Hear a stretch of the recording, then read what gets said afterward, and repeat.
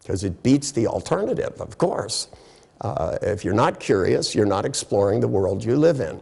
We, like all organisms on planet Earth, the fittest organisms are the ones that adapt. And adaptation requires curiosity. You know, fear is the absolute opposite of curiosity. It's where you don't look at things, you don't find out what works, you don't find out what's dangerous. Every client that I got for the first 3.5 decades, for the most part, except for a few really rich ones, of course, were sent to me because everybody gave up on them, so nobody cared what I did with them.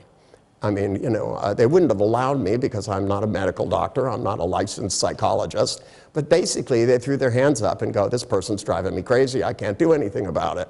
Now we'll pass him on to Richard and let him make a fool of himself. But they gave me case histories, which are lists of all the things they've done that haven't worked. So I became curious, what's it gonna take to get this person to start living their life and being happy? I wanted the depressive to be happy. I wanted the fearful person to have courage. It didn't matter what it was. It's pretty obvious what the opposite of it is.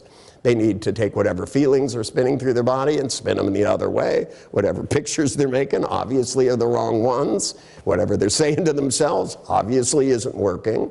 So I'm more like a mental interior decorator. And if I can get them to the state of curiosity, if they really, really look and go, God, I was wrong about myself. I can hold a spider. You know, I mean, I'll take a depressive and an hour later they've spent 45 minutes laughing and giggling with me. And when I look at them and I go, you don't seem very depressed, and they go, well, I'm having fun right now, then you discover most depressives actually have fun, but when they look back at it, they go, well, at the time I thought I was having fun. But they don't step inside of good memories, they only step inside of unpleasant ones. And the doctors say, well, you know, don't you think there's, you know, a chemical imbalance?